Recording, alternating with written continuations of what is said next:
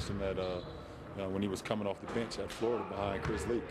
You know, all the way to him winning the Heisman, winning national championships, and now starting for the Broncos. You know, I'm one of those guys that's been in those shoes before as well.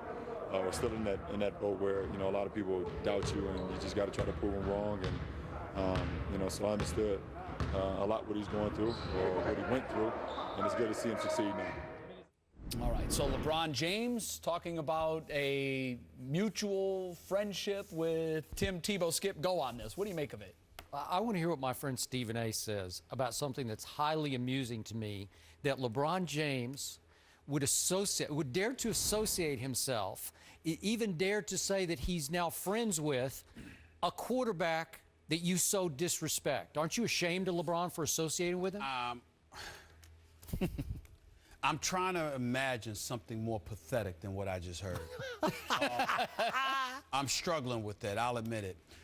I remember when LeBron James lost in the finals, and at that time I thought one of the most ridiculous quotes that I had ever heard was when he said, "I'm getting closer. I got swept in the finals a few years ago, and I won 2 games this time around." I just thought it was, I never heard somebody say such a thing, especially somebody with championship expectations and aspirations. However, when you look at this quote, I'm sitting here and I'm going like this.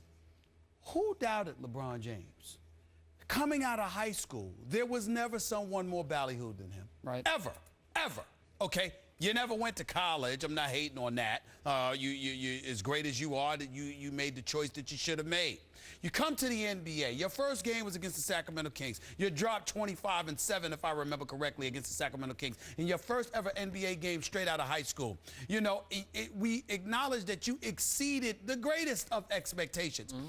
At no time in your career have you ever had something that remotely mirrors Tim Tebow until you started coming up short when it came to championships? Thank you.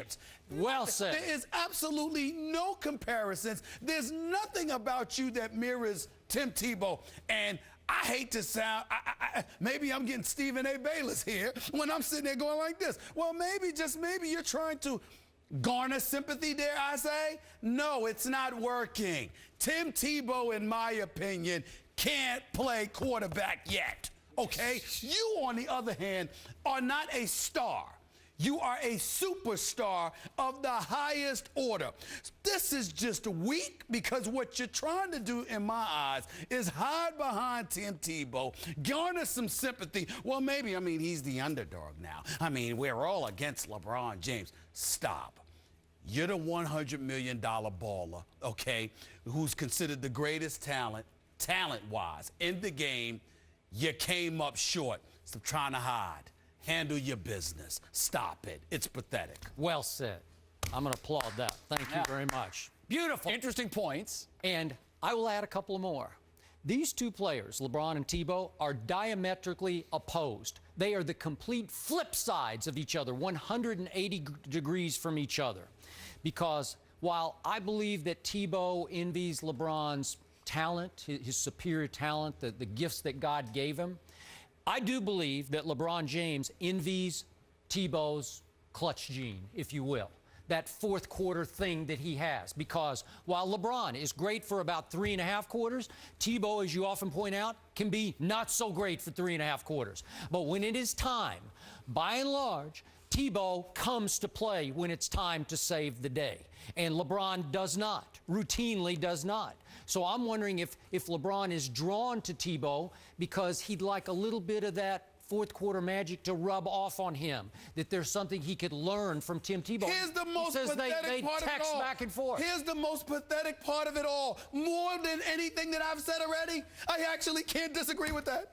I cannot disagree with what he just said. I mean, it's actually plausible. Plausible, Jay Crawford, may I say. It's actually plausible that LeBron James could be looking at Tim Tebow and looking at the fact that he got it done in the fourth quarter. I mean, as much as I would love to take Skip Bayless's comments and throw it in the trash when it comes to something so seemingly asinine, it actually makes perfect sense what he just said.